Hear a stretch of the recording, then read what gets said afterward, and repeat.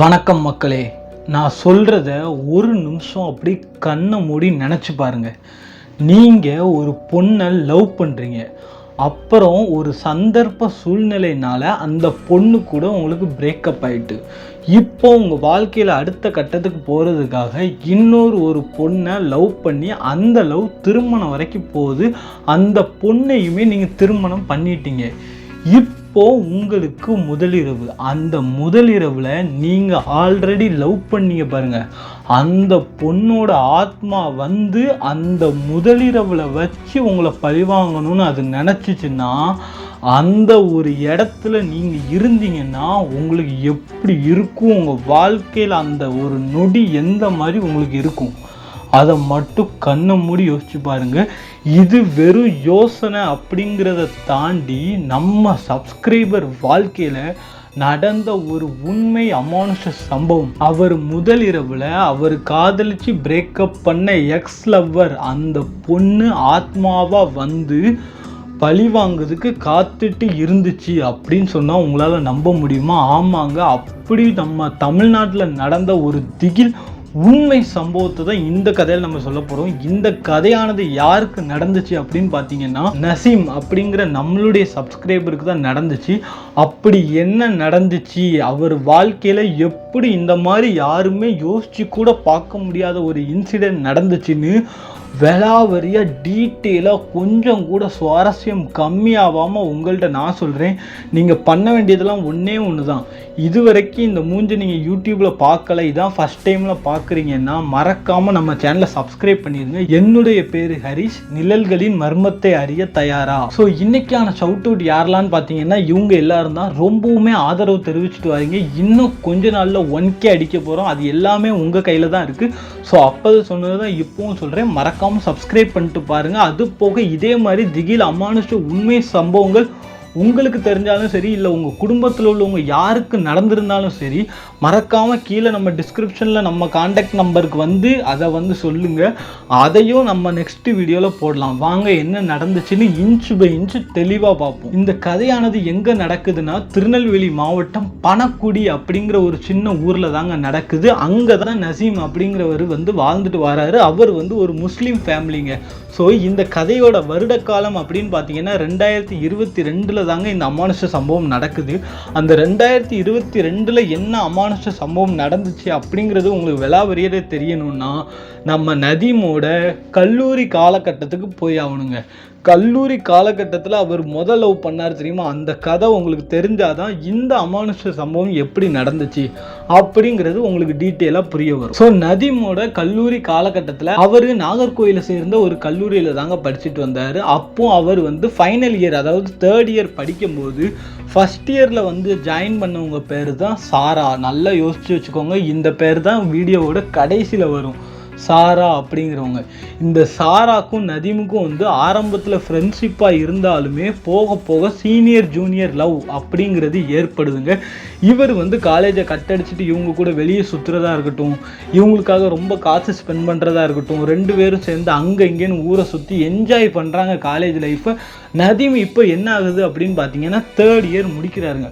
முடித்த உடனே கொஞ்சம் கொஞ்சமாக அந்த சாராங்கிற பொண்ணு வந்து நதீமோட கான்டாக்டை வந்து கம்மி பண்ணிட்டே வருதுங்க. ஏன்னா முன்னாடி வந்து பணக்குடியில் இருந்து காலேஜுக்கு வந்துடுவார், நாகர்கோயில் வந்தனால அந்த பொண்ணோட வீடு நாகர்கோயில் தான். அந்த பொண்ணுமே ஒரு முஸ்லீம் ஃபேமிலி தான், இவருமே ஒரு முஸ்லீம் தான். ஸோ அந்த பொண்ணு வந்து நாகர்கோயில் தானே, அதனால 2 பேரும் அடிக்கடி மீட் பண்ணிக்க முடியுது. டெய்லி எங்கேயாவது ஊர்லாம் சுற்றுவாங்க. ஆனால் என்ன ஆகுதுன்னு பார்த்தீங்கன்னா, ஒரு கட்டத்தில் வந்து இவர் பணக்குடியில் இருக்கனால காலேஜ் முடிஞ்சிட்டு ஸோ நாகர்கோயில் வர வேண்டிய தேவை இருக்காதுல்ல. ஸோ அவர் வந்து பணக்குடியிலே இருக்கனால இவர் வந்து டைம் ஒழுங்காக ஸ்பெண்ட் பண்ணாதனால இந்த பொண்ணு கொஞ்சம் கொஞ்சமாக அவாய்ட் பண்ண ஆரம்பிக்குது. இது நதீமுக்கும் புரிய ஆரம்பிக்குது. ஆனால் நதீம் என்னன்னா பைத்தியமாக லவ் பண்ணுறாருங்க. அந்த பொண்ணுக்காக என்னன்னாலும் பண்ணிடலாங்கிற மாதிரி ரொம்பவுமே பைத்தியகாரத்தனமாக லவ் பண்ணுறாங்க. இப்போ தான் என்ன ஆகுதுன்னா, எந்த ஆண்மகனுக்குமே நடக்காத ஒரு கொடுமை நடக்குதுங்க. என்னன்னா, அந்த பொண்ணு வந்து நதீமை வந்து அவாய்ட் பண்ணிக்கிட்டே இருக்குதுங்க. அவாய்ட் பண்ணி ஒரு கட்டத்தில் பேசாமே போயிடுது. நதீம் எவ்வளவோ ட்ரை பண்ணுறாரு. அவர் வீட்டு வாசலில், அந்த பொண்ணோட வீட்டு வாசலில் போய் நிற்கிறாரு. டெய்லி ஃபோன் அடித்து பார்க்குறாரு. லைன் பிஸின்னு வருது, பிளாக் பண்ணிட்டாங்க. இன்ஸ்டாகிராமில் எதுலேயுமே கான்டாக்ட் இல்லாமல் ஃபுல்லாகவே டோட்டலாக அவங்க எதுவுமே கான்டாக்ட் இல்லாத மாதிரி ஆயிட்டாங்க. நதீம் வந்து அப்படியே பைத்தியமாயிட்டார். ஏன்னா ஏற்கனவே அந்த பொண்ணு மேலே அவ்வளோ அன்பு வச்சுருந்தாரா, இவருக்கு என்ன பண்ண எப்படி பேசனே தெரியாமல் அப்படியே இருந்துட்டு இருப்பார். திடீர்னு அந்த பொண்ணு திரும்ப வந்து பேசுதுங்க.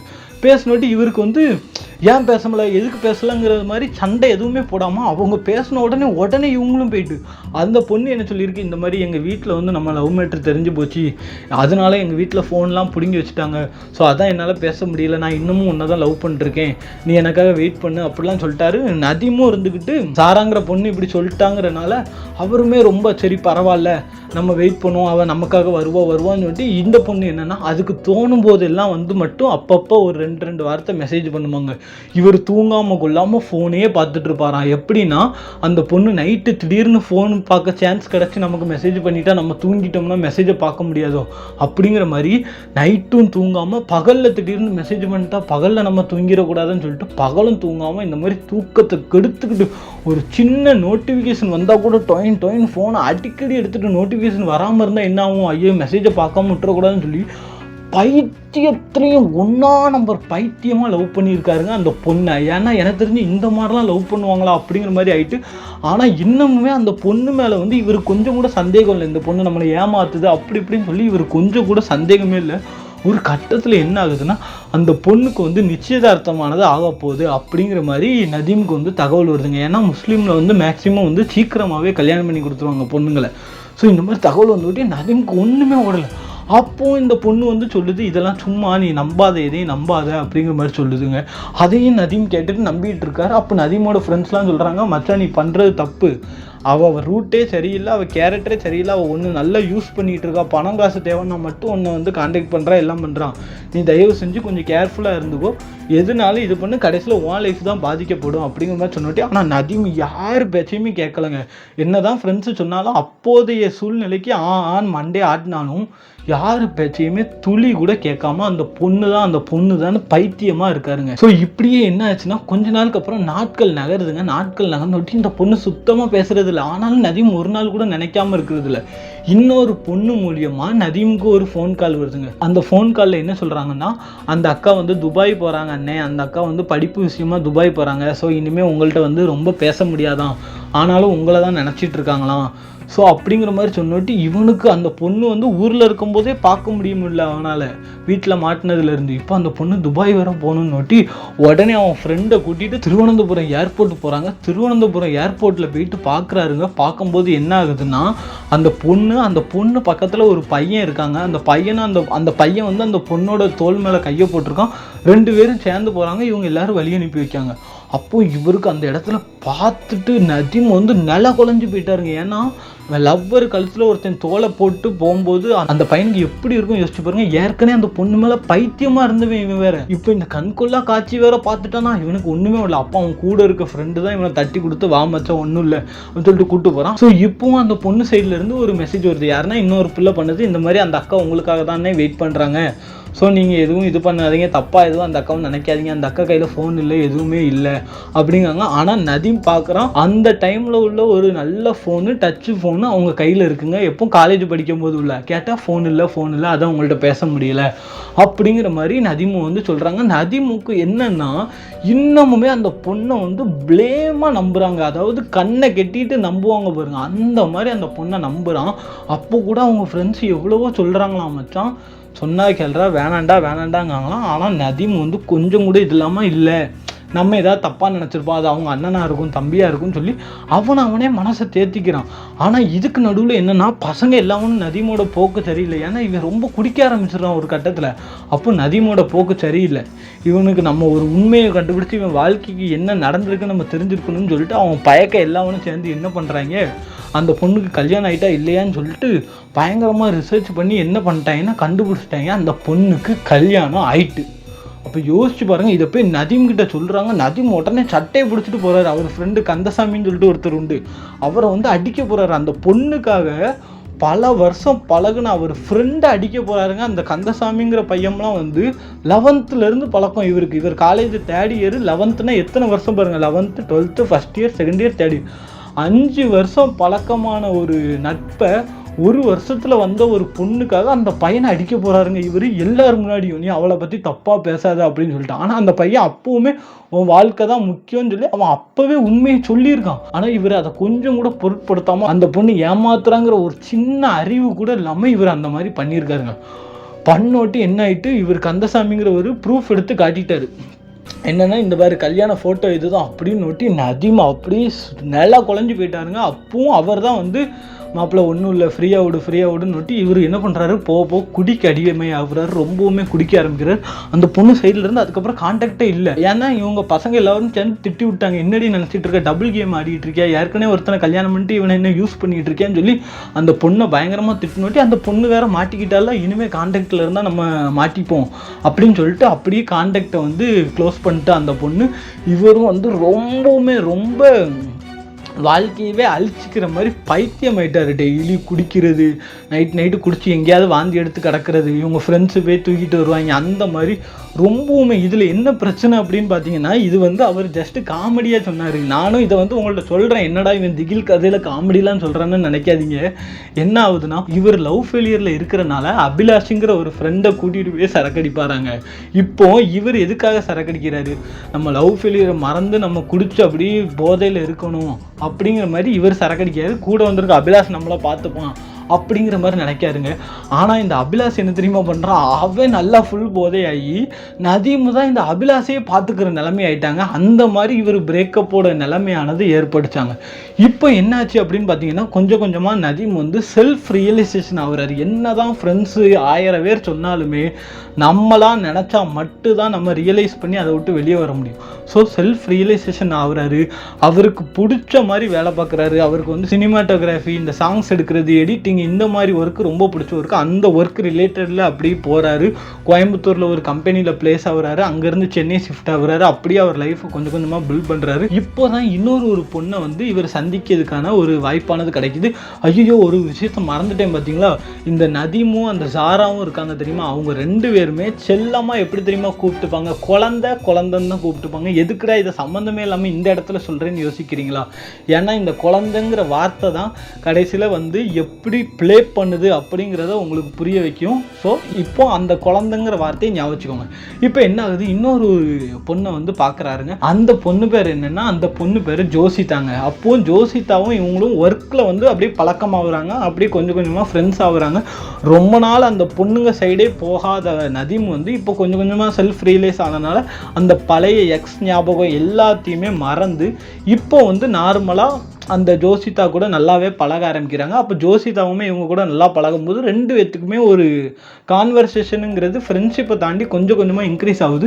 அப்போ கூட இவர் வந்து யோசிக்கார். என்ன யோசிக்காருன்னா, ஆல்ரெடி இந்த மாதிரி ஒரு பொண்ணு இந்த மாதிரி ஏமாற்றிட்டு போயிட்டா அப்படிங்கிற மாதிரி சொல்லிட்டு அவர் அந்த கந்தசாமிங்கிற ஃப்ரெண்டு இருக்கார் தெரியுமா, அவர்கிட்ட ஃபோன் அடிச்சு சொல்கிறாரு. அப்போ சொல்கிறாரு, மச்சான் எல்லா பொண்ணுங்களும் ஒரே மாதிரி கிடையாது. அந்த பொண்ணை வேண்டான்னு சொன்னதும் நான் தான், இந்த பொண்ணை வேணும்னு சொல்கிறது நான் தான். சொன்னால் கேளு, இந்த பொண்ணையே நீ லவ் பண்ணு, உன் லைஃபுக்கு கரெக்டான பொண்ணு அப்படின்னு சொல்லி இவரை மோட்டிவேட் பண்ணி அந்த கந்தசாமிங்கிற ஃப்ரெண்டே வந்து சொல்கிறாரு. இவரும் அதே மாதிரி பரவாயில்ல, நம்ம லைஃப்பில் எல்லாமே ஒன்று போல் இருக்காது. அதே மாதிரி அந்த பிரேக்கப் ஸ்டோரி எல்லாமே அந்த பொண்ணுக்கும் தெரிஞ்சு போச்சு, யாருக்கு, ஜோசிதாக்கும் தெரிஞ்சு.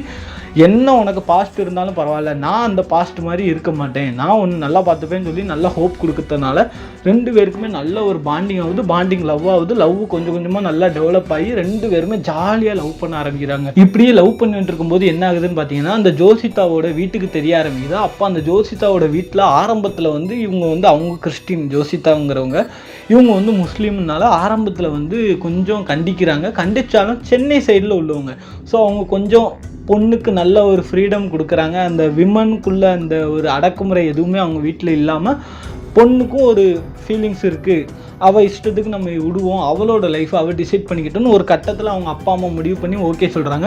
நதீமும் வந்து வீட்டில் சொல்கிறாரு. நதீம் வீட்டில் ஆரம்பத்தில் அவங்க அப்பாவுக்கு வந்து பெரிதளவில் சரி நம்ம பையன், ஏன்னா பையன் வந்து அப்பா அந்தளவு கண்டுக்க மாட்டாங்க. ஆனால் அம்மா அப்படி கிடையாது. அம்மா வந்து கொஞ்சம் ஆரம்பத்தில் ஸ்ட்ரிக்டாக இருந்தாலுமே சரி நம்ம பையன் சந்தோஷம்தான் நமக்கு முக்கியம் அப்படிங்கிற மாதிரி யோசிக்கிறாங்க. ஸோ யோசித்து ஓகே கல்யாணம் பண்ணி வச்சுருவோம் அப்படின்னு சொல்லிட்டு 2 ஃபேமிலியுமே முடிவு பண்ணி கல்யாணம் பண்ணலாம் அப்படிங்கிற மாதிரி முடிவு பண்ணிட்டாங்க. இவங்க ஃப்ரெண்ட்ஸ் எல்லாத்துக்குமே ரொம்ப சந்தோஷம். ஏன்னா நதீமுங்கிறவன் வந்து ரொம்பவுமே ஒரு டிப்பில் இருந்து திரும்ப இப்போ நல்ல நிலைமைக்கு வந்திருக்கான். அப்போ அந்த பொண்ணு வந்து அதுக்கு ஒரு மெயின் காரணம். இவன் வந்து ரொம்ப ஒரு மாதிரி அடிக்கடி வந்து ஸ்ட்ரெஸ்ஸாக இருந்தாலும் இந்த பொண்ணு கூட இருக்கும்போது நல்லா ஹாப்பியாக இருக்கிறனால ஓகே இந்த பொண்ணு ஒரு காரணம். கடைசியில் இவங்க 2 பேருமே லைஃப்பில் சேர போகிறாங்கன்னு அவங்க ஃப்ரெண்ட்ஸுக்குமே ரொம்ப சந்தோஷம். அப்போ அவன் ஃப்ரெண்டு இருந்துட்டு சொல்கிறான், மச்சான் நீ வேணா பாரு, உன் எக்ஸுக்கு துபாயில் இருக்காத, எங்கேயும் இருந்துட்டு போகிறா, ஜாலியாக இருப்பா, அவளுக்கு பத்திரிக்கையை கொடுத்து வெறுப்பேற்றுறோம். அப்படி இல்லைன்னா உன் கல்யாணத்தை ஃபுல்லாக வீடியோ எடுத்து யூடியூப்லலாம் போட்டு வேறு லெவலில் ட்ரெண்ட் ஆக்கி அவள் கண்ணில் படுற வரைக்கும் விடக்கூடாது அப்படி இப்படிங்காங்க.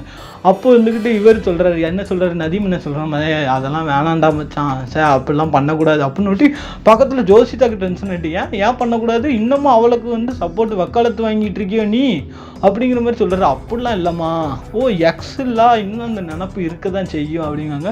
அப்போ வந்துட்டு அப்படிலாம் இல்லைம்மா அப்படின்னு இப்போ என்ன ஆகுதுன்னா கல்யாணம் சிறப்பாக முடியுதுங்க. இப்போ தான் இந்த கதையில் வந்து திகிலே ஆரம்பிக்க போகுது. என்னடா இவ்வளோ நேரம் வளவலன்னு பேசிகிட்டு இருக்கானேன்னு யோசிக்காதீங்க. இவ்வளோ கதையும் தெரிஞ்சாதான் இனிமே வரப்போகிற கதை உங்களுக்கு புரியும். அதனால மட்டும்தான் இவ்வளோ தூரம் சொன்னேன். இவ்வளோ நேரம் பொறுமையாக கேட்டுட்டு இருந்தீங்கன்னா நீங்கள் எதிர்பார்த்த பல ட்விஸ்ட்டுகள் இனிமேல் தான் வரப்போகுது. ஸோ இப்போ என்ன ஆகுதுன்னா முதலிரவுக்கு போகிறாங்க. முதலிரவுக்கு போனோட்டி இவர் இருக்கார். இப்போ அந்த ஜோசிதாங்கிற பொண்ணு வருதுங்க. வரும்போது என்ன ஆகுதுன்னா வரும்போது நார்மலாக தான் இருக்குது. நார்மலாக இருந்தோட்டி என்ன ஆகுது, கொஞ்ச நேரம் அப்படியே உட்காந்துருக்க பிள்ளை ஒரே இடத்தையே ரொம்ப நேரம் குறுன்னு பார்த்துட்டு இருக்குங்க. அப்போது அந்த ஜோசிதாங்கிற பிள்ளை ரொம்ப போல்டான டைப். அது எப்படின்னா வாழை போல வந்து பாரு, எவனாக இருந்தாலும் வந்து பாருங்கிற மாதிரி நல்ல ஒரு போல்டான டைப்பு. சென்னையில் வேறு இருந்த பொண்ணு பார்த்தீங்களா.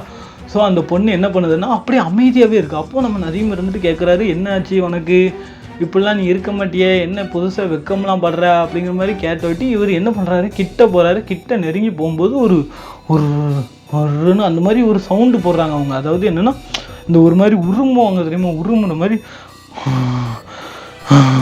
அப்படிங்கிற மாதிரி சவுண்டு போடுறாங்க. சவுண்டு போட்டுட்டு இவ எதுக்கு இப்படிலாம் சவுண்டு போடுறா அப்படிங்கிற மாதிரி அவங்க யோசிச்சோட்டி டக்குன்னு இப்படி இருந்தவங்க குழந்தை அப்படின்னு சொல்லிட்டு இப்படி பார்க்குறாங்க. குழந்தைன்னு சொன்ன அடுத்த செகண்டு நம்ம நதீமுக்கு அப்படியே பாஸ்ட்லாம் ஒரு செகண்ட் வந்து போகுது. ஏன்னா இன்ன வரைக்கும் இவங்க 2 பேரும் குழந்தைன்னு கூப்பிட்டுக்கிறது இவங்க ஃப்ரெண்ட்ஸை தாண்டி, அதாவது இந்த கொஞ்சம் ஃப்ரெண்ட்ஸ் இருக்காங்கல்ல அவங்கள தாண்டி இந்த பொண்ணுக்கு இன்ன வரைக்குமே தெரியாதுங்க. ஏன்னா இந்த பொண்ணை மீட் பண்ணும்போதெல்லாம் அந்த பாஸ்ட் எல்லாத்தையும் அவன் மறந்துட்டனால அந்த குழந்தைன்னு கூப்பிடுறது இந்த பொண்ணுக்கு தெரியவே தெரியாது. அப்போது இவளுக்கு எப்படி தெரியும், இவங்க எவனாதான் சொல்லி கொடுத்துருப்பாங்கன்னு என்ன குழந்தைலாம் கூப்பிட்டுட்டு இருக்கேன், நான் உன்னை குழந்தைன்னு தானே கூப்பிடுவேன் அப்படிங்குது. அப்போ இவனுக்கு ஒன்றுமே புரியலை. அப்போ தான் என்ன ஆயிடுது அப்படின்னு பார்த்தீங்கன்னா இவன் வந்து நதீம் தான் இவன் பேர். ஆனால் வந்து இவங்க ஃப்ரெண்ட்ஸு அது போக அந்த பொண்ணு இருக்குது தெரியுமா சாரா, அந்த பொண்ணு தான் வந்து நசீம்னு கூப்பிடுவாங்க. குழந்தைன்னு தானே கூப்பிடுவேன் நசீம் அப்படின்னு சொல்லி இவங்க ரொம்ப ஒரு மாதிரி முடியெல்லாம் இப்படி விரிஞ்சிட்டு ஆட்டோமேட்டிக்காக முடியெல்லாம் அப்படி விரிஞ்சு அப்படியே உட்காந்து குழந்தைன்னு ஒட்டி இவங்களுக்கு பயம் தாங்க முடியல. என்னடா ஆச்சு அப்படின்னு ஒட்டி, நீ என்னையை விட்டுட்டு இன்னொரு பொண்ணு கூட சந்தோஷமாக இருக்க, நான் இருக்கேனா செத்துட்டேனான்னு கூட உனக்கு தெரியாதுல்ல, நான் உன்னை பழிவாங்க தான் வந்திருக்கேன், நீ எப்படி நான் இல்லாத உலகத்தில் நீ மட்டும் எப்படி சந்தோஷமாக இருக்கலாம் அப்படின்னு இவருக்கு பயம் தாங்க முடியல. பயம் தாங்க முடியாமல் வெளியே ஓடி போகிறாரு. வெளியே ஓடி போனோட்டி அவங்க ஃப்ரெண்ட்ஸ்லாம் இருந்துக்கிட்டு என்ன மாப்பிள்ள முதலிரவு பண்ணாமல் இங்கே வரன்னொட்டி, அவள் வந்துட்டாளா அப்படின்னு இந்த மாதிரி சாரா வந்துட்டா சாரா, ஏன்னா இவர் மொட்டையாக சொல்கிறாரு. இவருக்கு அந்த அம்மானுஷ்டங்கிறது அதை ஃபுல்லாக கூட இவரால் சொல்ல முடியல, அவ்வளோ பயம். சாரா வந்துட்டாங்க.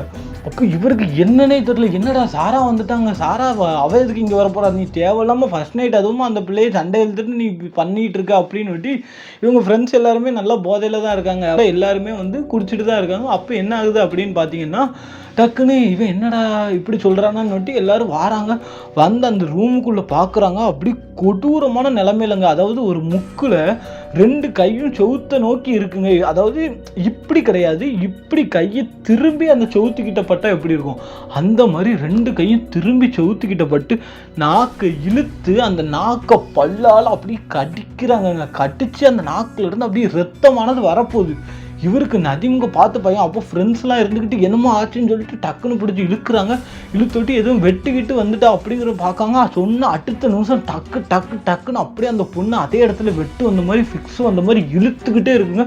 நுரையெல்லாம் தள்ளு. அது போக நாக்கு வேற கடிச்சாங்க தெரியுமா? நாக்கு கடிச்சதுல ரத்தம். அதாவது அவங்க மூஞ்சி வந்து அந்த பூ பொட்டுலாம் வச்சிருக்காங்க, பூவெல்லாம் பிஞ்சு போய் முடியெல்லாம் விரிஞ்சு பொட்டுலாம் இழுப்பி இந்த இடத்துல இருந்து இந்த இடம் வரைக்கும் ரத்தம், இந்த சைடு முறை, அந்த மாதிரி அந்த பொண்ணு ஒரு கொட்டூர நிலைமையில இருக்குங்க. அப்போ அந்த சாவியெல்லாம் கொடுத்து இது பண்ணுறாங்க. இப்போ என்ன ஆகிட்டு, நதீமோட வீட்டில் இருந்து அப்பா அம்மா எல்லாருமே வந்துட்டாங்க. வந்தோட்டி என்னடா ஆச்சு இந்த பொண்ணுக்கு அப்படிங்கிற மாதிரி சொன்னோட்டி, அப்போ அந்த பொண்ணோட அப்பா அம்மா எல்லாருமே இருக்காங்கல்ல, அப்போ என்னமோ ஆச்சுன்னு தெரில அப்படின்னோட்டி இவர் நதீம் சொல்கிறாரு, இவ எக்ஸு தான், அவள் என்ன ஆனால் அவள் நல்லா தானே இருக்கான்னு சொன்னீங்க, அவள் என்ன பேயா வந்திருக்கா, அவள் தான் வந்து என் ஒய்ஃபை இது பண்ணிட்டா, அவள் தான் நதீம் ஒரு மாதிரி பித்து பிடிச்ச மாதிரி அவள் தான் சாராதாங்க. இவங்க ஃப்ரெண்ட்ஸுக்குலாம் ஒன்றுமே புரியல, இவன் ஏன்டா இப்படி சொல்லிட்டு இருக்கா, அவள் என்னை பார்த்து குழந்தைன்னு சொன்னா, அவள் என்னை பார்த்து குழந்தைங்கிறது யாருக்குமே தெரியாது, அவள் தான் சொன்னா என்னை பார்த்து நசீம்னு கூப்பிட்டா, அவள் தான் பித்து பிடிச்ச மாதிரி அப்படியே புலம்பிட்டே இருக்கு. உடனே என்ன தெரியுமா பண்ணுறாரு, பொண்ணோட அப்பா உடனே பாதிரியாரை கூப்பிடுவோம் அப்படிங்கிற மாதிரி உடனே அங்கே உள்ள பாதிரியாரை வந்து கூப்பிட்டாங்க.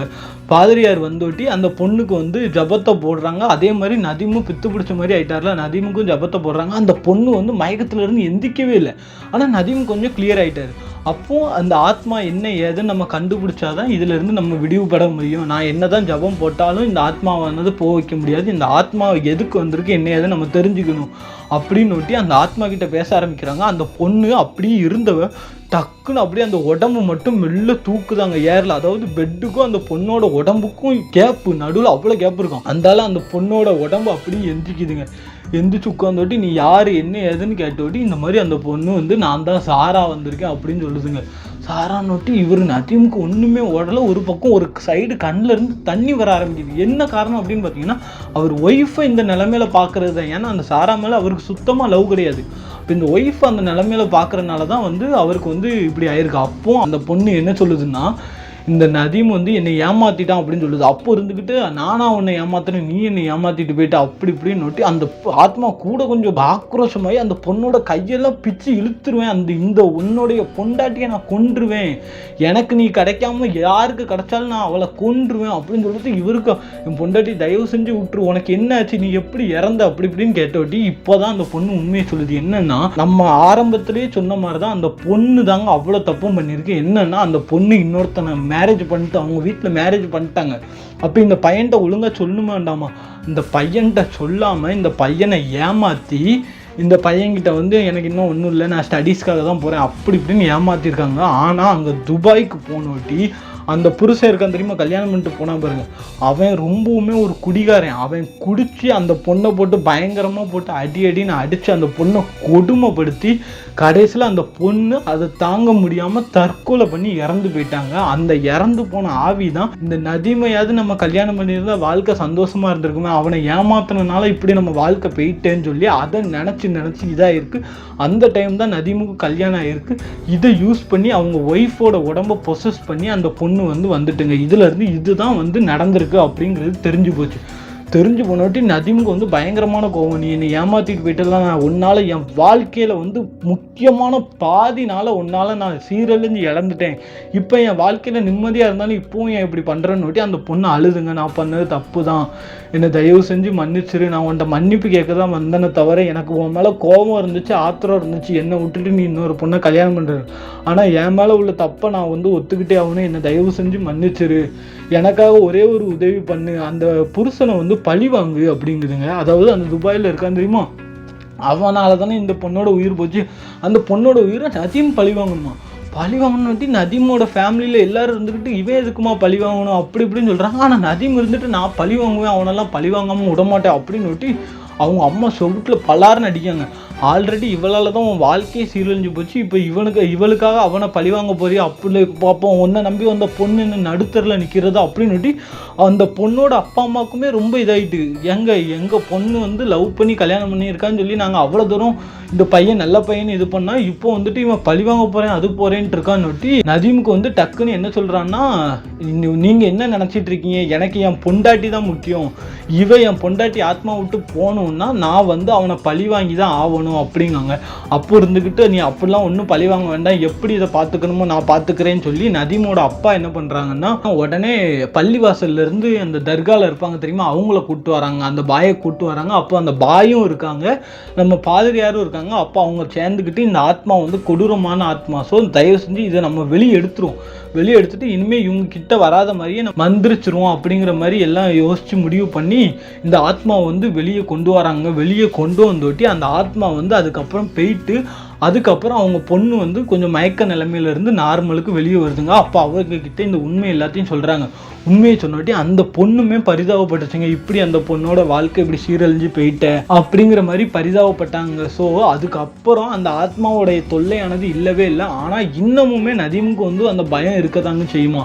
இன்னமும் அந்த ஆத்மா, அதாவது 2022 நடந்தது, இப்போ நதீமுக்கு வந்து குழந்தையே இருக்குது, ஆனாலும் இப்பவுமே பயப்படுவாங்க, அந்த சாராவோட ஆத்மா வந்துருமோ அப்படி இப்படின்னு சொல்லி இன்னுமே பயப்படுவாங்க. நீங்கள் யோசிச்சு பாருங்கள், முதலிரவில் இருக்கும்போது அவருக்கு திடீர்னு குழந்தை அப்படின்னு அந்த பழைய பொண்ணு அதே மாதிரி கூப்பிடும்போது அவர் அந்த இடத்துல எப்படி நடுநடுங்கி போயிருப்பாருன்னு சொல்லிட்டு இந்த கதையை நம்ம சப்ஸ்கிரைபர் நதீம் அவர் சொல்லும்போது எனக்கு ஸ்டார்டிங்கில் நம்ப முடியலன்னாலுமே அதுக்கப்புறம் அவர் ஒவ்வொன்றா சொல்ல போக எனக்கு வேறு வழியே இல்லைங்க. ஏன்னா அவர் அவ்வளோ தூரம் ப்ரோ என் வாழ்க்கையில் நடந்த உண்மை சம்பவம் ப்ரோ இதுன்னு சொல்லிட்டு எனக்கு அப்படி கூஸ்பம் ஆயிட்டுங்க. அந்த மாதிரி ஒரு திகில் அமானுஷத்துலேருந்து தான் அவர் தப்பிச்சு வந்திருக்காருங்க. ஆனால் எக்ஸ்லவர் இப்படி வந்துலாம் பழிவாங்குவான்னு யாரும் நினச்சி கூட பார்த்துருக்க மாட்டாங்கங்க. அந்த மாதிரி ஒரு திகில் சம்பவத்தை தான் வந்து நதீம் வாழ்க்கையில் அனுபவிச்சிருக்காரு.